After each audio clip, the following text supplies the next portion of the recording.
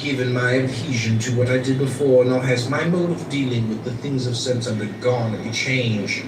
My friend inclined to cynic views asked Epictetus what sort of person a true cynic should be, requesting a general sketch of the system. He answered, "We will consider that at leisure. At present I content myself with saying this much. If a man put his hands to so weighty a matter without God, the wrath of God abides upon him. That which he covets but bring upon him public shame, and even on finding himself in a well-ordered house, does a man step forward and say to himself, I must be master here? Else the lord of that house takes notice of it, and seeing him insolently giving orders, drags him forth and chastises him. So it is also in this great city of the world.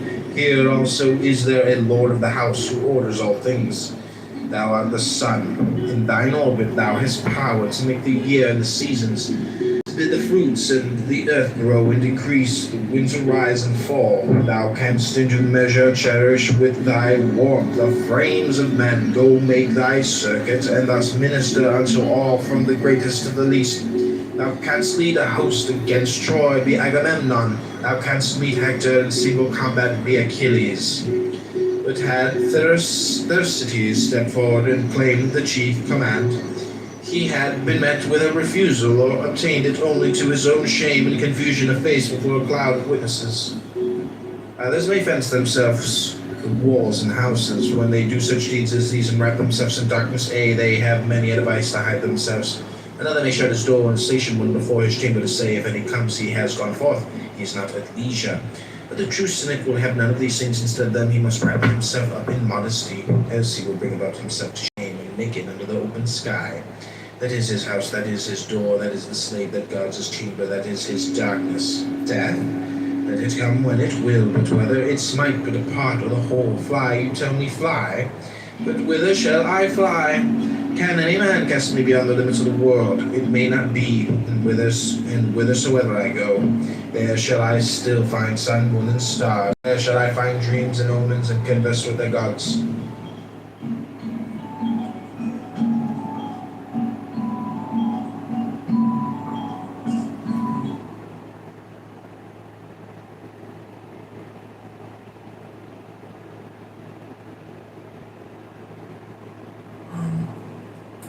And they're not trivial domains. I mean, they're domains that matter a lot because they're quintessential in a lot of different domains of the economy, like engineering, computation, robotics, tech, basically, finance. AI is under tech as well, like all that kind of shit. So, but then you also have like manual labor stuff too. And some of that is actually technical and requires the talent from other places. Some of it is just cheap labor that we can get from elsewhere, like the farming jobs and things like that. So it's a mix because you're talking about a lot of different parts of the economy. You know what I'm saying? So yeah, and I think ideally what we want is a system where the Americans that can be trained to do these jobs and fill these jobs do so, and then we augment where it's really necessary. But I think I saw a post, being anti-H-1B recently, where like a university in Michigan was seeking an H-1B or an H-3B, I'm not sure exactly, but they were seeking a foreign staffing position for a women's soccer coach or something, and arguing that there are no possible female soccer coaches in America capable of filling this role, and they had to get an international soccer coach to fill this role. I mean, the H-1Bs, knowing at first hand, they have high criteria. Like in order to hit it, you have to have extensive proof that you actually qualify and overshadow most of the candidates from the country. I think by the letter of the law you do, but I think there's an entire cottage industry of lawyers that get companies H-1B waivers. That is their entire business, is getting companies staffed with these waivers. And whenever you commoditize something like that, you get people who are very good at meeting those criteria in lots of situations and in lots of creative ways that the law necessarily didn't intend. I would agree with that. I mean, there's definitely corruption. There's definitely some funny stuff going on with some of those. I mean, I don't want to like change the topic drastically, so if you guys want to keep talking about that, just wanted to explore something. Because Manuel, you said you kind of juxtapose globalists and isolationists, but I think they're in two completely different dimensions of just different magistrates of it. They just don't compare. It's like comparing like old to art, because to me globalism has more to do with the economy, and so the opposite of it would be like some sort of mercantile approach. And because globalists can be isolationist, and at the same time, like with isolationism, is more interventionist. So it's more like a political stance, more so than economic. Would you agree?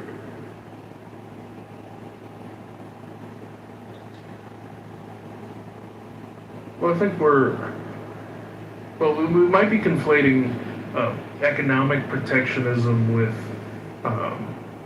military intervention as two kinds of the same coin. Our economy, the military, and our defense industry, they're very interlinked, and it is seen. You are hitting over the head with economic arguments when you talk about drawing down or reducing our military sphere of influence around the world, or our control over certain bodies of water, like the Strait of Hormuz or other things. And our national like immigration policy is not really seen as like an extension of our military or national defense program.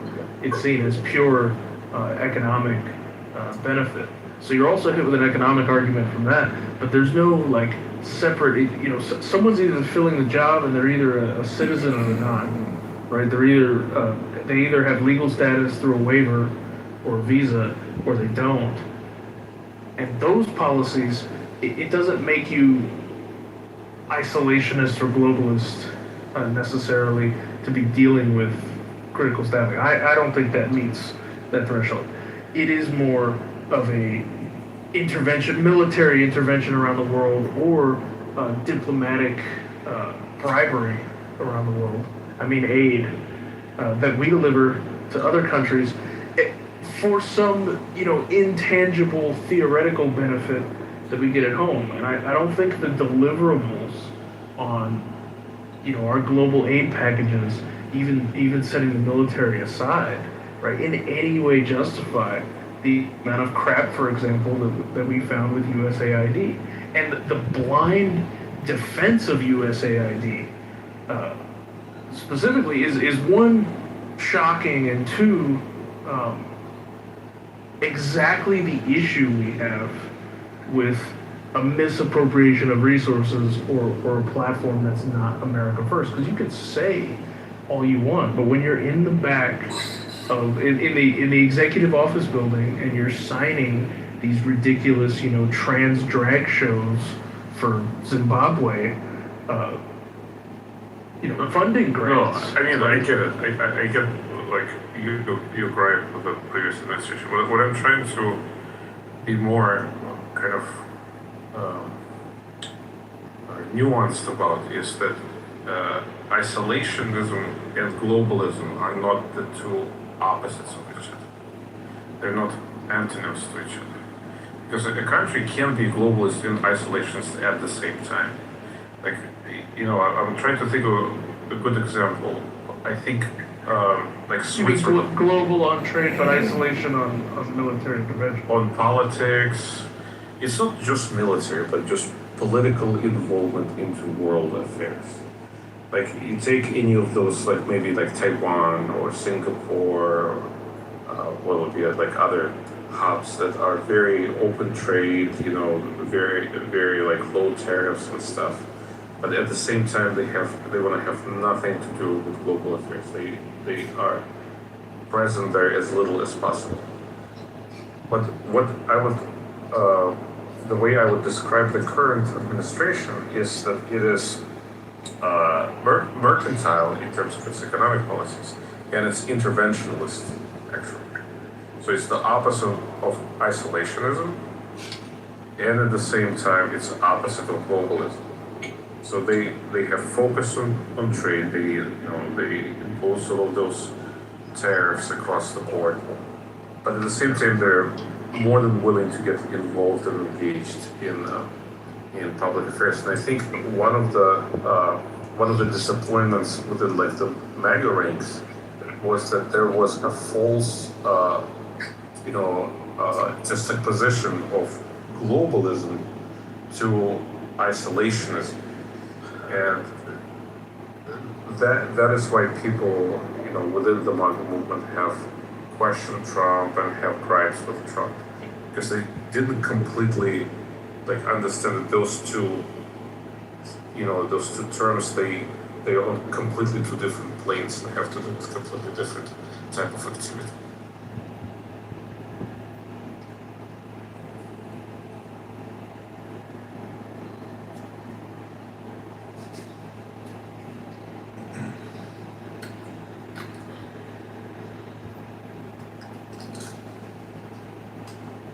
Or like another interesting example is like China. I'm just like trying to think about other like interesting combinations. So they're very mercantile in terms of their economic policies, but at the same time they're interventionist.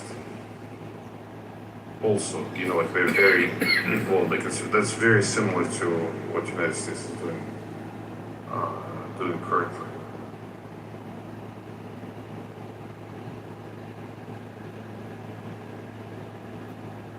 So it's the same thing. Like the government supports the internal industry. It's very focused on making sure that its own infrastructure is very strong. Well, what China has that we don't is if a Chinese corporation is doing something in its own interest that harms China in some way, the Chinese government snaps their fingers and it stops because they have control over that. We do not have that kind of control.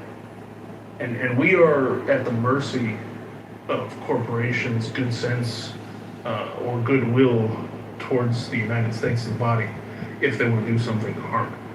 And when we set fines super low and we bail them out, or give super light sentences or barely give a fine to them doing things like creating an opioid epidemic, for example, right? We continue to invite corporate parasitism, and so if we're incentivizing our own corporations to offshore what they can and avoid taxes here that they can, but still utilize our military and the rest of our resources to defend their assets around the world, right?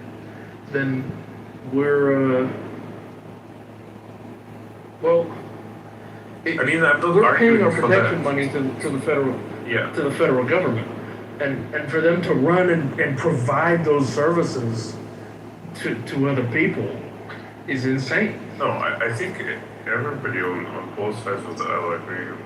Something like this is not very productive to allow like a global corporation to drain resources from the United States in terms of its legal shield and maybe using its military to shield its financial interest, but at the same time uh, not paying back with taxes or like trying to avoid any kind of financial responsibility, giving back to it to support the very infrastructure that defends them, and just kind of jumping around looking for the best deal and whoever is going to protect them.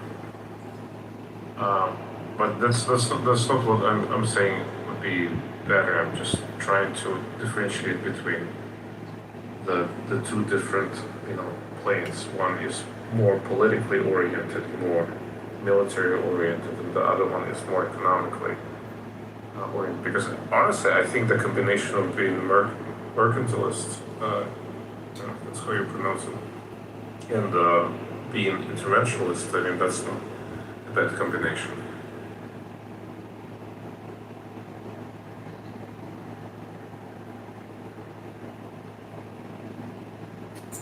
Or globalist and isolationist. Very good. You're representing ourselves. But that's more for smaller countries that can afford being some sort of haven for business without spending anything to impose its power outside of its borders.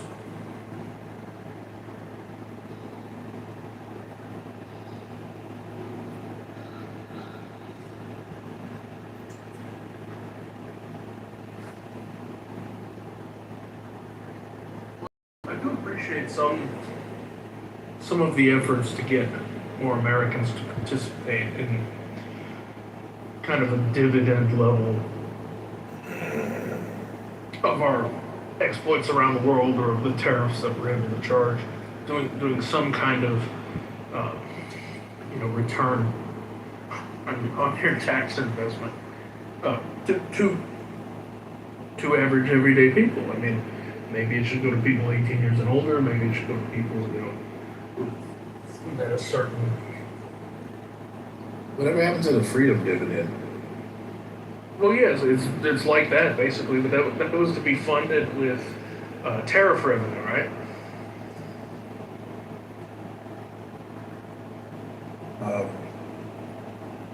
It'll be $2,500 a person. No, I think oh yeah, I think that was when Andrew Yang said something about that. Oh yeah, well Yang had UBI. Yeah, but he called it the freedom dividend. Oh, $1,000 per month? There's been something. Yeah, it was something $1,000 a month. Well, that was the UBI. Yeah. But he called it the freedom dividend.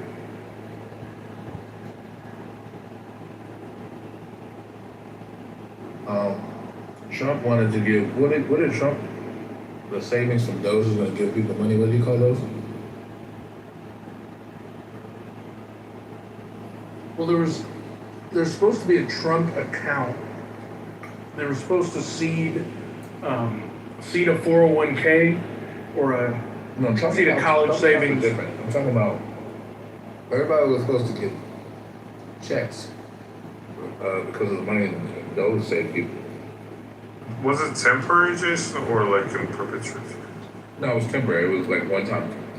So it was like a stimulus check or something, essentially. I mean, yeah, but it wasn't funded through like appropriation through Congress. It was funded through whatever money Doe is supposed to save us. Sounds wonderful. Right, yeah, that's supposed to siphon off Doge savings, save 20% of Doge savings and put them into But checks. he gave them some kind of like patriotic name. I forgot what they're called.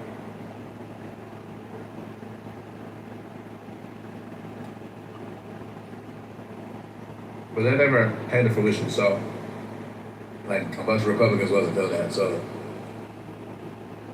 they threw that out the window. And I think what he was able to accomplish was the Trump accounts, and then the checks to the veterans, the 1775.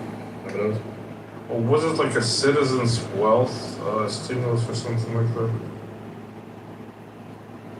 Well, the 1775 that was supposed to go to veterans, I don't even know if that actually happened, but that was that went further than the other thing for everybody. The Doge checks never materialized because you're supposed to get like $5,000, and I think it was like something with a distribution amount of like $44 billion, and it never passed through Congress, so the payments can't be authorized by the president solely. But there's a carve out with that is that the savings magically never materialized in Congress, mainly because of the fighting that occurred where Trump could only basically scrap money back under his election or his executive powers, and Doge could in effect basically go after full funding programs. But Congress was never going to approve them any damn way. Even either side was never going to allow those to be matriculated out. Did he give the 1775 checks to the veterans? No, I did not get a 1775 check, but I don't think those ever materialized either. And then there's the tariff dividend that is supposed to be going out that also, again, is not going to pass. It was supposed to be like in 2000. But that has not resulted in either. And again, Trump, this is where Trump pisses me off. He says these things, but you have to get Congress to approve it. And if you can't, well, then it's a dead issue because you only have power over the executive branch and you can't return that funding to the American people. You can't write checks from any money you claw back out of it. Okay. I remember him talking about it. I don't remember if he ever did. That's what I was trying to clarify. Now, you couldn't even give the 1775 checks out either. So, I mean. But he did do Trump accounts. I know those are live. The Trump accounts are live. He did that through, and it's actually a good investment. Like every economist is talking about, like it's free money. Well, it's not free, but it's a good investment tool. You should look into it.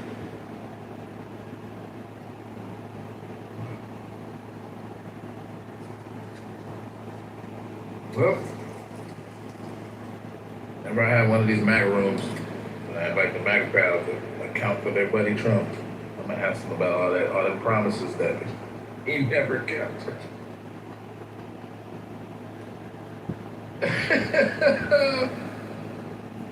Oh man. I'm sure, like, they should say it. I mean, it's not hard to say, like, you know, Trump overstepped his bounds and issued rhetoric, and he wrote, quote, he wrote checks his ass couldn't cash, you know, so it's basically the gist of it. But, I mean, it's not as like, well, Trump just never sent it out because he's an evil, you know, Dark Lord of Star Wars. He literally would not be able to do it anyway. So he's just politically incompetent.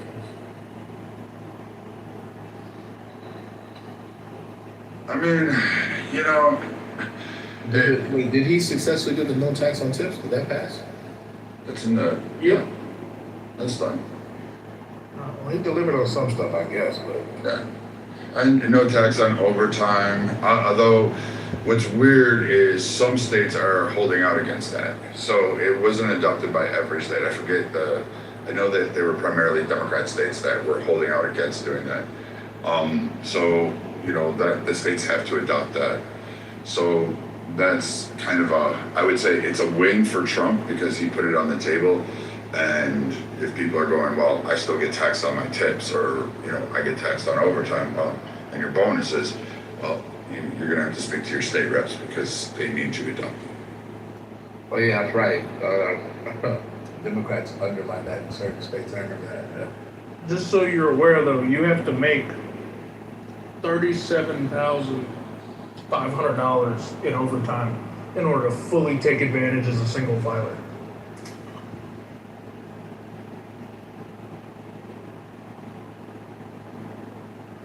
Which, you know, if you're a cop, you're a firefighter, mechanic, that's easy.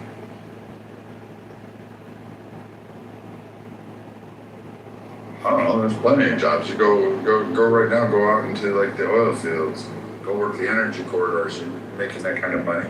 Yeah, but I wouldn't say it's easy to work a bunch of extra hours in the oil field the way it's easy to work a bunch of extra hours in the fire service or as a cop. I'm pull my car up on a construction site, open up the laptop for Netflix, and I'm making overtime.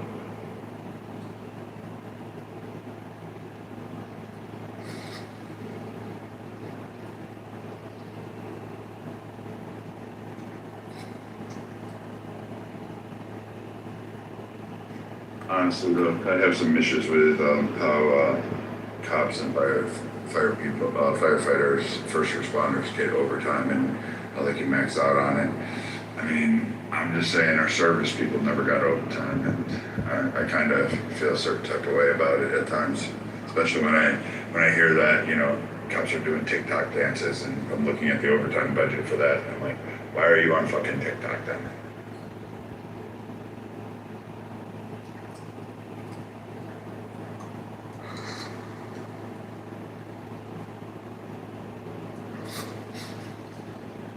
The TikTok dancing doctors. The cops. Look up TikTok dancing cops.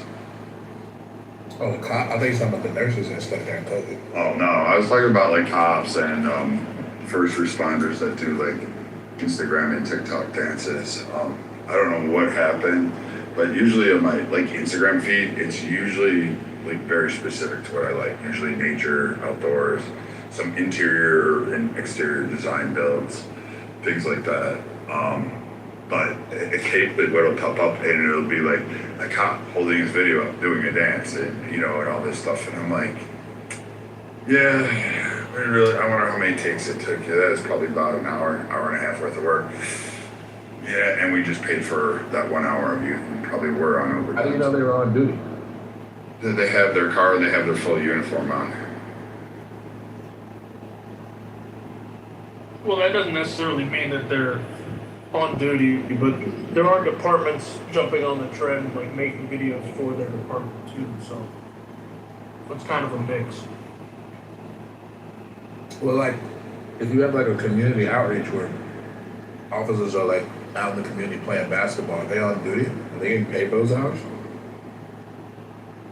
Yeah, usually. What's the difference between like a community outreach thing and a TikTok thing? When it comes to the county or the city CFO or accountant, probably nothing. No, but maybe the impact is like, because what is the TikTok for? Is it for personal gain or? I don't know, but I can see it framed as like a community outreach thing. There's usually policy on utilizing personal social media while on duty. So they would have Yeah, I'm to talking about when the departments approve of it, and they're like in on it. To me, I can see that as like a community outreach or like a social, you know what I mean? Like they do care about like social relations or whatever, media relations. So.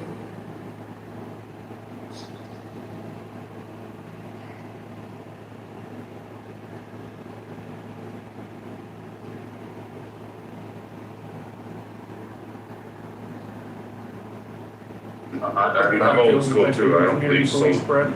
I don't believe soldiers, sailors should actually be, TikTok themselves on bases doing stupid shit too. So while they're on duty, and there's rules against it, but nonetheless, it still happens. You still have dumb people doing it. I mean, I just feel like that's unrealistic. We have young generations of soldiers, those motherfuckers on the internet. So I don't know. Good luck with that. Yeah, no, I'd say it's honestly worse. The people constantly filming their life on base is probably way more prevalent than cops filming it.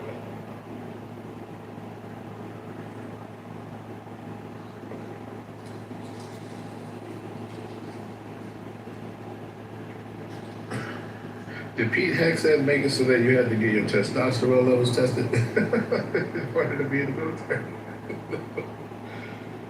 That's wild. It's an important marker for health.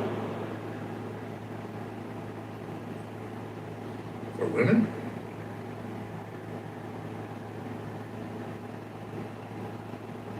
Not really. Women have testosterone. I bet there's a different metric for what's a healthy amount. I know that's my point.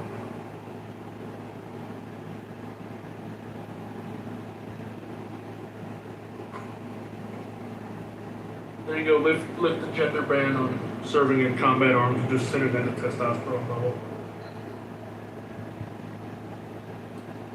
I don't think Pete Hegseth is a fan of the women serving in the military.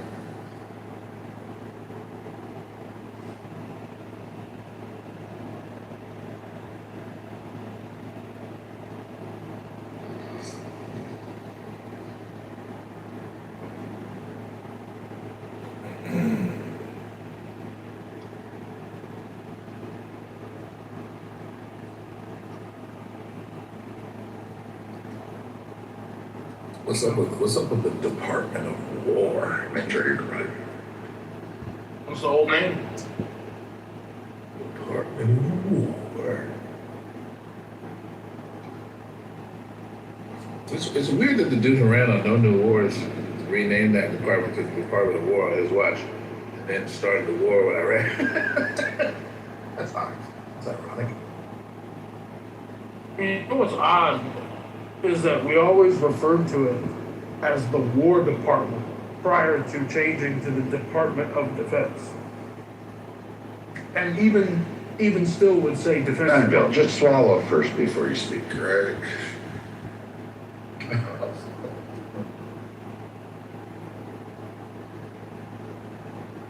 These wings are delicious.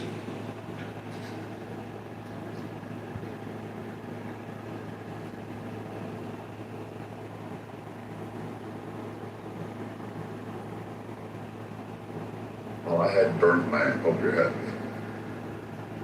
You had burnt lamb? Yeah, I bought a lamb thing, chopped, whatever, 2 of them, and I cooked it myself. Now I'm now cleaning up fucking grease everywhere, and I still can't get this fucking cooking done after all these years. Why'd you burn it? Why are you like constantly revealing you can't cook? It's like a weird.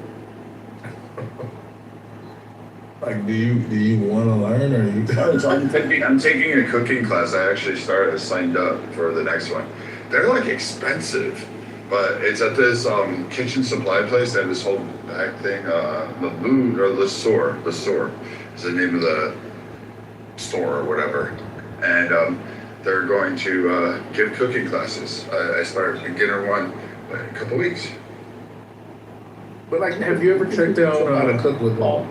It's like a weekend and the internet. Like, you don't need you don't need to take no expensive ass I class. was gonna say, if you follow Alton Brown, if you don't, you probably should. But he's put out a bunch of reels and a bunch of videos of like very basic, like home cooking based stuff over the last few months, and most of it's all amazing, but really Well, simple. like, to me, YouTube video tutorials are actually, because you can follow them step by step, and there's like a modeling element to it. I learn better that way. But like, anytime I want to learn how to cook something new or sophisticated, I literally find several YouTube videos, pick one that is like more or less easy to follow, and then just kind of watch it a couple times and follow the steps.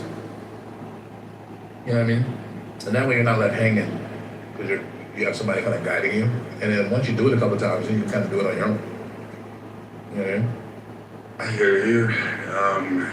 Yes, I would assume I have. I do sit on here, but I'm actually usually doing like a multitude of other things. I multitask. You guys help keep my mind kind of on point, oddly enough. But like right now, I've cleaned my place. Let's see, what else tonight? Oh, I balanced Cigna's policies for the Southwest. I went through and audited 300,000 claims on line level, and and I cleaned 3 bathrooms in my house. So, and then I burnt a lamb steak thingy. Did you cook it? You cooked it in a pan? Yeah, well, I only have one pan. It's a Dutch oven, like a, what do you call them? Cast iron skillet things. Yeah, I know the cast iron. That's You good. don't have like an oven, like a. Yeah, I have an oven, of course. You know you can put lamb in the oven and it cooks, right? Yeah, no. No, that's actually like really legitimate for cooking steak, especially if you have a thermometer. Protein. Go sear it off, and then You can sear it, and then oil yeah, it, finish you it can off in the bake oven. it, and you don't have to really deal with the oil as much. Well, But we're pan fry is not a bad way to go. It's not like it's bad to pan fry. It's just it's a lot more variables you gotta work, especially with splatter. But you gotta be watching it and flipping it. Yeah. Pan fry. Yeah, I learned that too late. Where were you guys like an hour ago? You should have asked us about fucking cooking some steak. Just you You know, it's funny, Brad, because you're kind of like a handyman, like, and you know how to do a lot of shit I don't know how to do. Well, literally, bro, if you spent like one evening and I was like showing you how to cook shit, I could show you in a way where you would be able to replicate it from then on. Like it's not that different. Now wait, Brad, were you cooking on like high or full bore gas, or were you on like medium?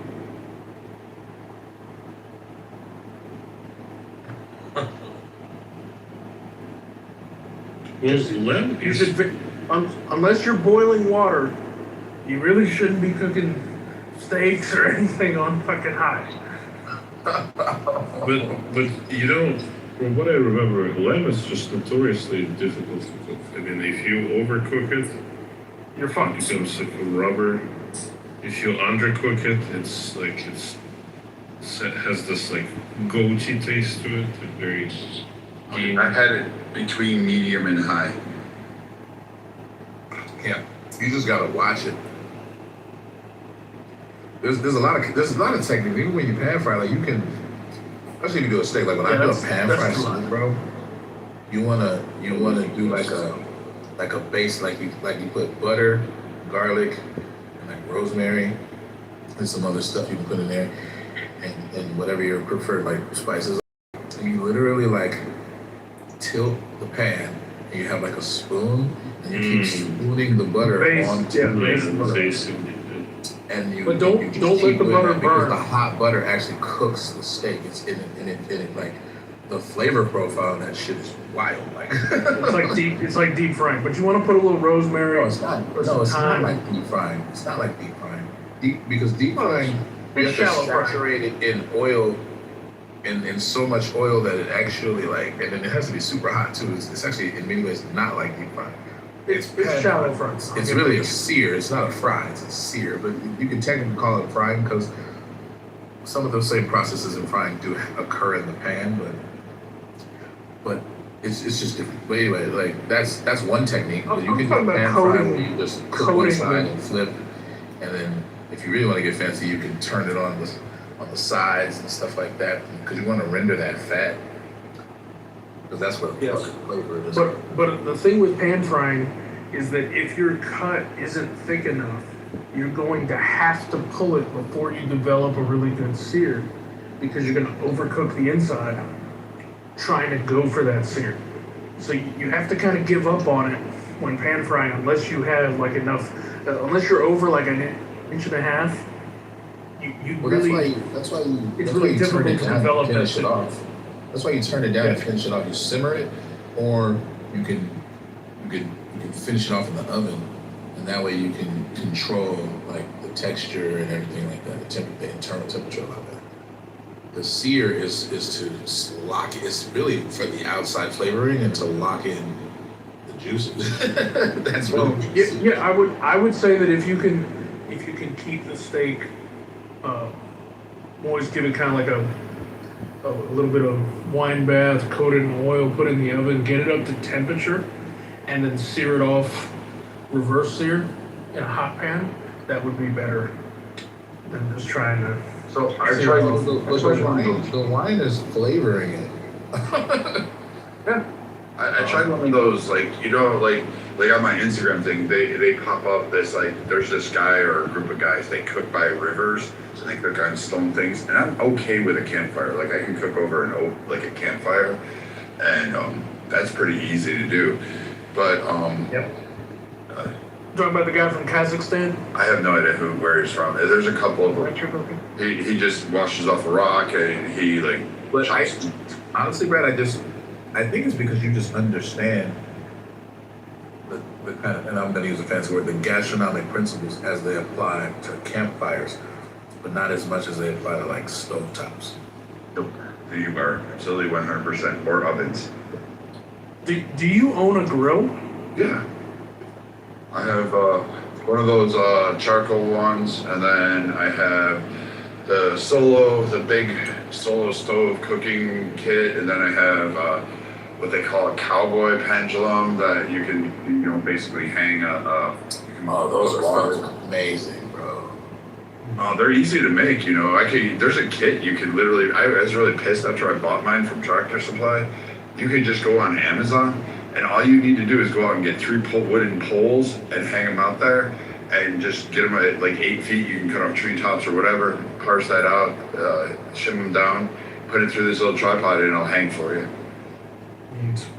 Oh, you will get a So when kick. Oh, you use the Weber kettle, you ever pile all the coals on one side No, and leave something in there? no, I actually prefer So- I prefer cooking over the campfire. I rarely use those. It's not, it's time. It's just me. The girls don't live here anymore, so like that's kind of a bummer because they did most of the cooking, and then their mother was always the one that did the cooking. And then for me, I'm usually just so busy that I just it's got to be fast. Or if I'm sitting out by a fire, I'm relaxing tonight. I've got a bottle of bourbon. I'm gonna drink a couple of glasses. I'm gonna eat a steak or a fish I caught or some animal I shot, and then we're gonna pretty much have a good time. So you can toss one of those coals from the fire underneath a chimney and get some charcoal going rather quickly. I don't recommend using lighter fluids to speed it up, but you get a lot. You get a lot out of the circulation and indirect cooking you can do in a kettle, and that's just not something you can do in front of a fire. You're either on the fire or you're away from it. I don't kettle- use lighter fluid to start any kind of fire. There's a trick I learned when I did. You grab one of those old Altoid tins. You take a nail and you hammer a hole in the top of it. You cut up strips of your old white T-shirt. It's just got to be cotton. You cut it up, put it in there, put the can in the fire. That smoke will go out, and as soon as it cools down, pull it out. All that T-shirt material in there will become instantly. As soon as the spark touches it, it'll burst up in flames and burn for like 5 minutes. That shit's easy to do. so one of my clients, he just recently got this fucking amazing Lynx professional grill, 42-inch. And I was talking to him. I was like, it gets up to 1,000, I think. That's So I have a sear insane. burner. That's fucking insane. That's hot as shit. I've Yeah. used one of those. It's amazing. Infrared sear burner. Yes, that's the one. Oh, okay. And Yes. it's all Yes. all infrared burner. So All everything. infrared. Fuck yeah. Yeah, exactly. So he can do like rotisserie or whatever he wants. No, I was talking to him and he introduced me to the term Pittsburgh, what is it called? Like a Pittsburgh crust or something along those lines. But there's a cool story about it. The reason why they call it Pittsburgh is because of the steel industry in Pittsburgh. So the guys who worked on those plants, they would just throw stakes on top of the mold, No melted. fucking way. Are you kidding me? Yes. Oh, the cowboy You know how ribeye? hot that shit is, bro? Like 12.50 That's sometimes. it. That's 900. They just cook So I steaks in I there. cook I cook skirt steaks directly on the coals. But- And if you go because skirt steak has a little more fat than normal, I would go exactly 70 seconds per side, then 10 minutes in aluminum foil. That is the best skirt steak you've ever had in your life. Cut it against the grain when you finish. But when he told me about that, I was like, this must be like an old wives' tale. Like, if you throw anything on this like melted steel, it's just like No, so- burned instantaneously. So what happens? What happens is, at least with the charcoal, right? Less so with this, but you're kind of creating it. Is that the crust and the burnt charcoal that you're kind of making, they melt into each other and it becomes almost like a part of the crust. It's a part of the crust. Especially the ash or the coals. You let the coals turn white and get it done. Now that sear burner goes 1250, 1500 degrees. I do picanhas on those because my building has built-in burners on their gas grills, so I can just turn that thing on, and I lock in the fat caps, and then I kind of let them sit around the infrared burner and don't even mess with the rest of the grill, and rotate them for a few minutes afterwards, and they're perfect. Perfect. Yeah, but I love cooking picanhas, so I got pretty good at it and decided to make it a science. A lot of people don't cook them properly because they don't trim the fat, and they also don't know what part of the actual cut is the picanha. Because when you get a top sirloin cap or a rump cap from the grocery store, they don't send you just the picanha. They give you extra meat, and so you have to know what you're cutting to really get the most out of that cut. Yeah, I fuck with picanhas because I like Brazilian steak places. I actually discovered, like I had eaten that part of the cow before, but it became like a distinct thing when I started going to Brazilian steakhouse. And they bring them around, they cut little pieces off and shit. I'm like, oh, they call it picanhas, huh? Okay. Just, have you noticed how they bring you the shitty stuff first to get you all Oh yeah. filled up? No, thank you. No, thank you. No, thank you. To be fair, I actually think that they bring you the cheaper steaks first because they have more of them to bring around. But all Brazilian steakhouses aren't equal. But yeah, I've noticed that. But you can just pass. Fogo is the best one. Well, Fogo's commercialized. Fogo's actually not the best one. There are way better Brazilian steakhouses than Fogo. Of the Brazilian steakhouses you're gonna find at the mall, the Fogo quality of meat and salad bar are by far the best. But yeah, it's not a mom and pop Brazilian Yeah, I mean, steakhouse. Fogos are good. They're actually pretty high end for what they are. Like, I like them. I've just been to ones that are better. Like, I went to one in Oakland that was way better than Fogos. I forgot what it was fucking called. I gotta fucking figure out what the fuck that shit was called. It was amazing. Oh my god, it was good. One of the best ones I ever ate at was actually up in Washington. I feel like the ones in Brazil are fucking the shit though. Like the actual authentic ones. Well, yeah, but you also have a different quality of cattle. They're using fresh rock salt. That makes the salt flavor makes a big difference. Yeah, but also like Argentinian Brazilian cattle is far superior to American cattle. The average American cattle. Well, some of the good I keep cutting you off, Jim. Sorry, this is last. Some of the best ones actually import Brazilian cattle meat, which is really fucking authentic. What's No, that's right. no, just really quickly. Another thing I remembered, we used to go to Copa de Chao in Houston. It was fucking amazing. Like I just I'm in love with the restaurant. But what they also like the first time we went there, I didn't realize they charge you for water. You know, like how they rate your water. It's like, oh, would you like some water? Saratoga, motherfucker. Yes, it's like, oh, nice sparkling water. How nice are you? They charge you for that? That's Oh, that's yeah. outrageous. It's like $7 a bottle, bro. Exactly. So we kept like we were like celebrating like a buddy of ours got like a big job, and so we took him out and we were like, oh, it's cool. Like even back in the day it was like pots, a plate which was like hot at the time, and we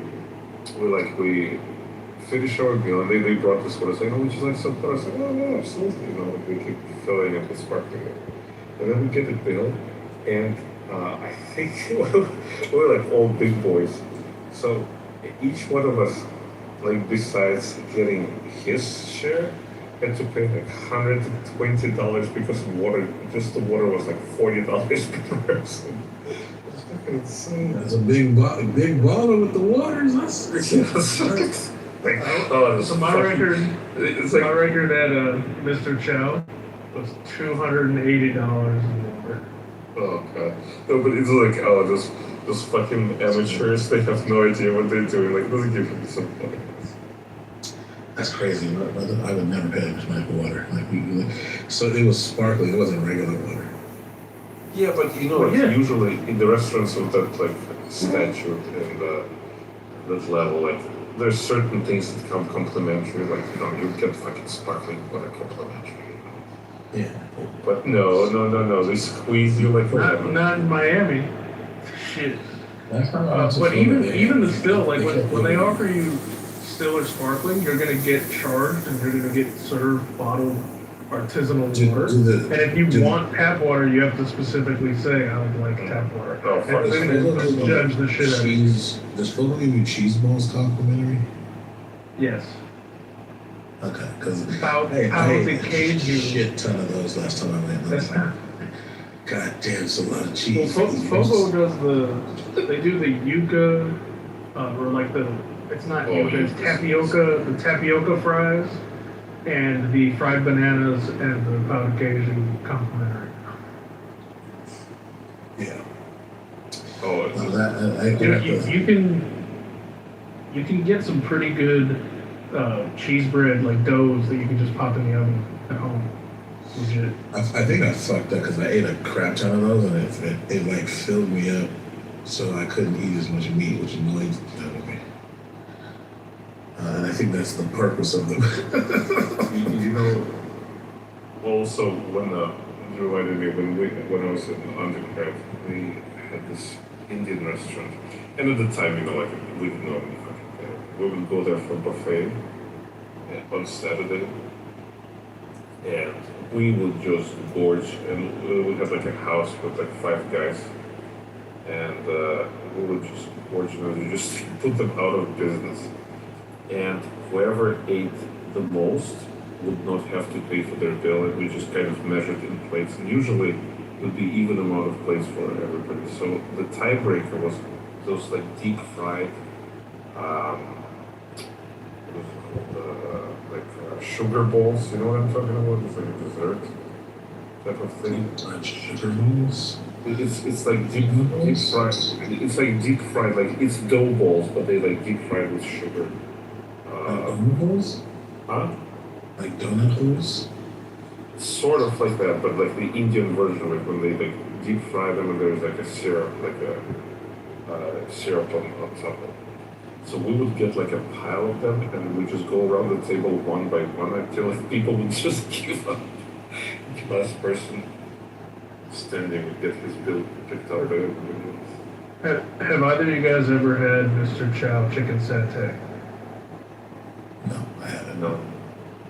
Okay, it is insane. First of all, it's like $20 a skewer, which is insane. However, it's worth it because their chicken satay is fried. Then they apply the curry sauce, which is amazing. And then they cover it in like this sweetened condensed milk-based glaze. So it's a appetizer, entree, dessert, all in fucking one. Efficient. It's phenomenal. I think the last time I was there, I had like 8 of them, which is just insane. And they're not small.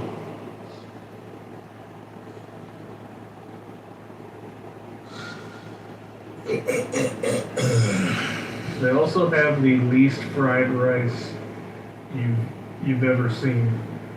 It's almost imperceptible that it's fried. However, it is amazing. And I don't know why, but for some reason edamame works in it. But it's the weirdest thing. It goes with the meal phenomenally. It's just not what the fuck you're expecting when you order a side of fried rice.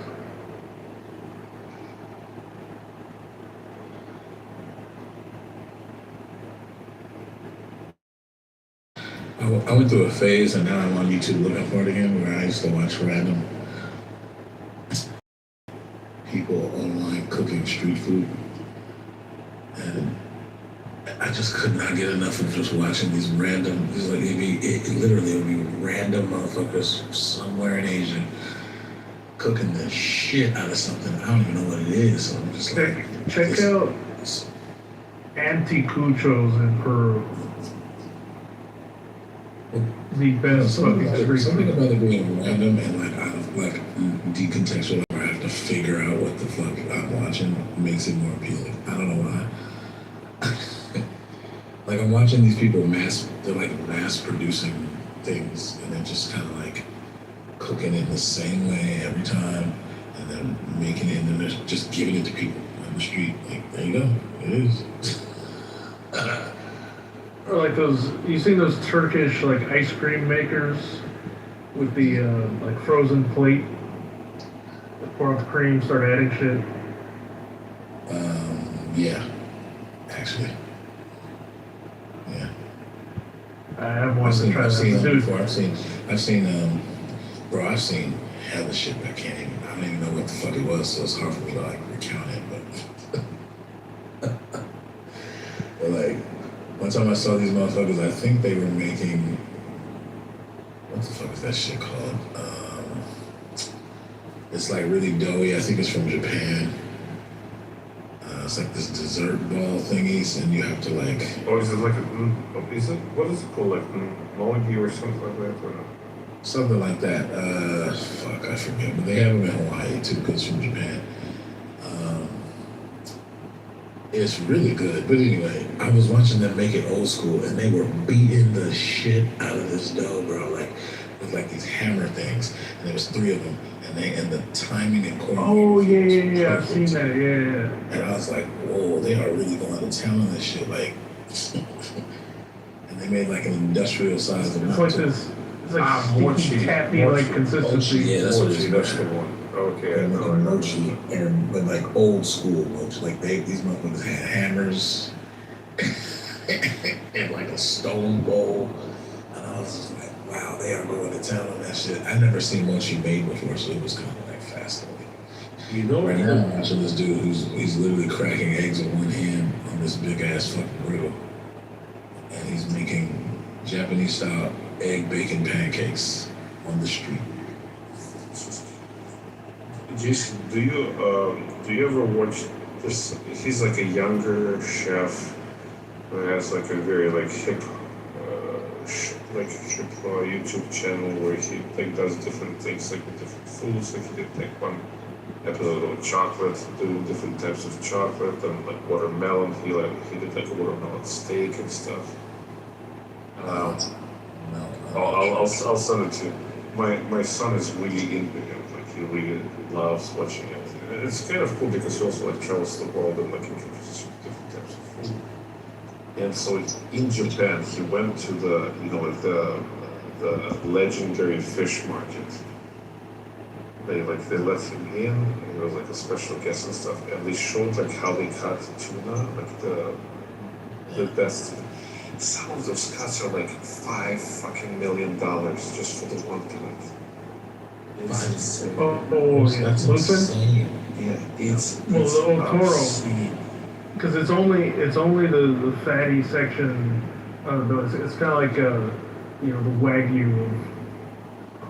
Yeah, but like they pick apparently, so there's like one winner. So they go through the whole market, like all the fish that gets to the market. They pick like one, and that tuna is the winner, and that tuna gets sold for I don't know, like an obscene amount of money.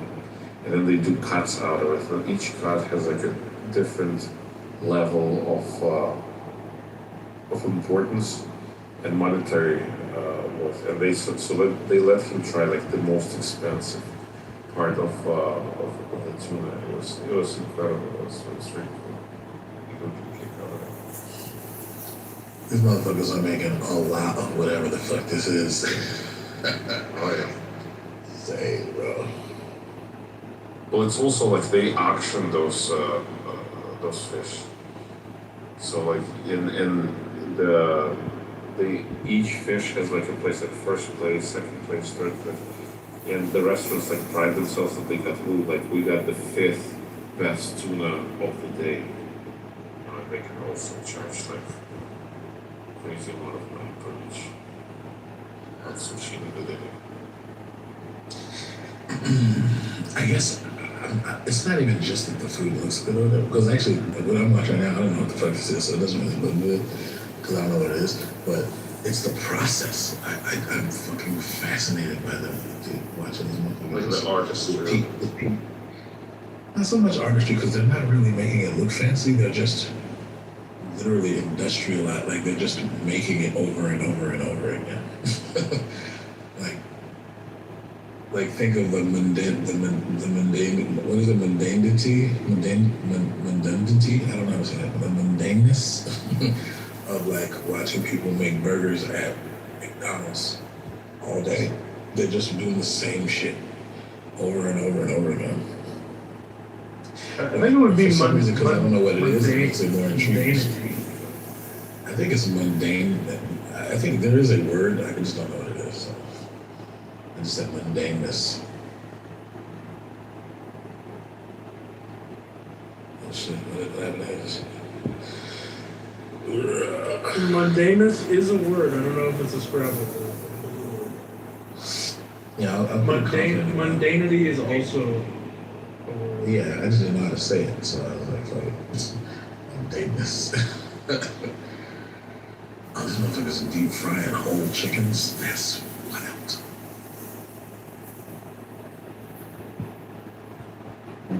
How you deep fry a whole chicken, bro? Oh, dude, the wilderness. I think channel's Wilderness Cooking. It's an Azerbaijani dude who does. He makes his own damn near everything. He's like built his kitchen. He's done like earthen ovens. He's like buried chickens in the ground with smoldering fires to roast them. He's done like whole sides of a cow all at once. It's pretty insane. But he does wild shit with chicken. I saw some dude cook a whole ass ostrich. That shit was wild. It was a whole fucking ostrich. He cooked that shit whole, fam. I was like, what the fuck? The other thing that's huge is the pachamanca, which is an earthen like feast that the Incans would do in Peru, where they'll bury tamales, chickens, different types of beef, sausages they make, all the veggies, sweet potatoes, everything. They'll bury it up on a fire and bury it in clay.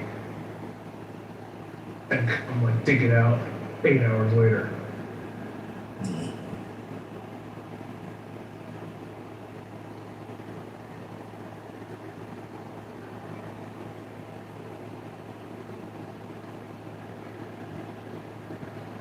Then, you ever seen Genghis Khan's favorite steak recipe? No. What's that about?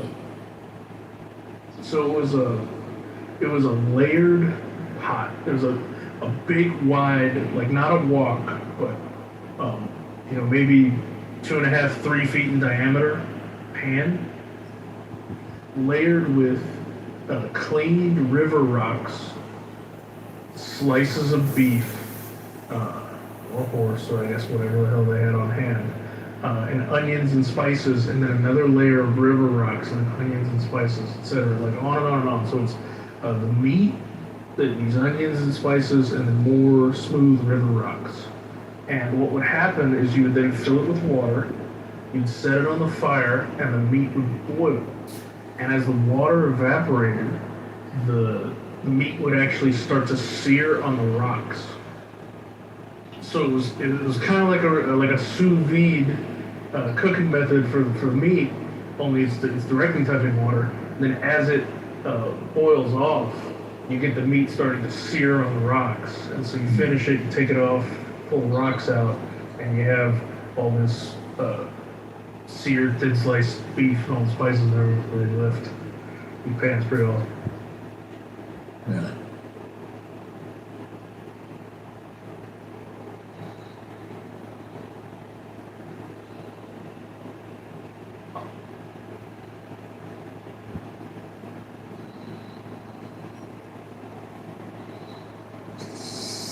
Whew, man, the shit that I find entertaining these days, it's crazy. Have you seen this recent batch of protests in Madison? No. I think one, it's interesting it's happening in a swing state. Two, I think this protest is looking. It's trying to capture that energy that we had in 2020. I don't think it has it because I don't think like the underlying grievance is that bad. But it is I guess it's an area of activism that hasn't been as active lately as it was in recent history. So it's interesting that it's choosing to come back. It's a weird set of facts that surrounding the specific case, but just overall, to be doing this or showing support for this in a swing state in your bluest city, it seems like poor battle choosing on their part. I don't know if there's necessarily intention behind that, or Yeah. if they're up in their feelings and so they're doing shit despite the way it looks bad. But did you see the guy who took over the press conference because the police chief? I'm completely. The police chief just let him. Talking about, to be honest with you, I might hear about it. Usually, for some reason, when I hear about shit for the first time, within a few days, I will hear about it again and again. Well, I probably won't hear about it. But, The recent it happened a couple weeks ago. The recent story is all about them kind of dismantling the chop zone that they had set up in the city. But shortly after the incident occurred, the police chief allowed a protester with a megaphone to come up and have the microphone as long as he wanted. And the guy went on a deranged rant that is pretty epic, actually. It was. I was initially, very upset that he allowed him to do this, but after letting him speak, I think the chief is a fucking genius because he made an ass of himself on national TV, and that was pretty much the end of disruptions for the news conferences. The problem was they then went and set up a damn chop zone in Madison, in this intersection where the shooting happened.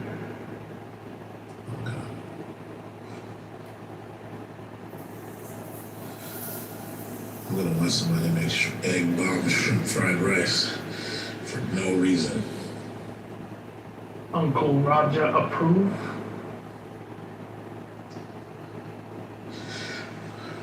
I guess part of why I've been thrown by this is because these motherfuckers are cooking all of this shit on a big ass grill.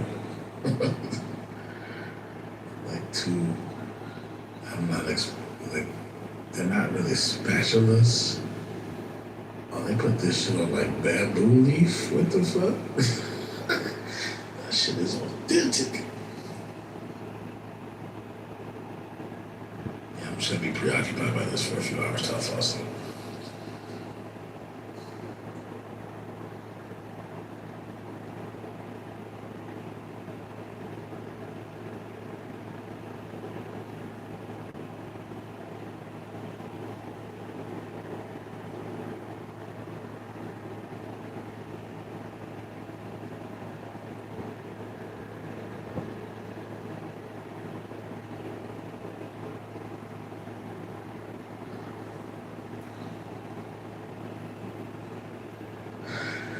What's up with leaving the skin on the shrimp, bro?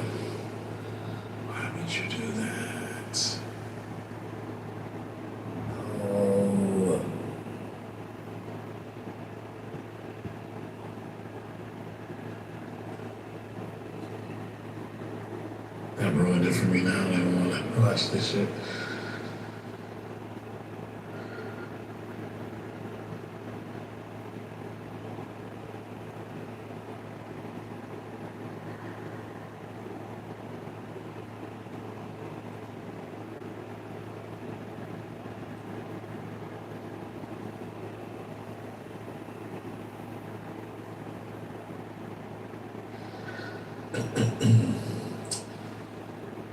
Alright, y'all. I'm gonna close up this room because ain't nothing happening anyway. I'm finna fall asleep. I'll holler at y'all. Okay, good night. Good night. Have a great rest of your night and tomorrow. Bye-bye.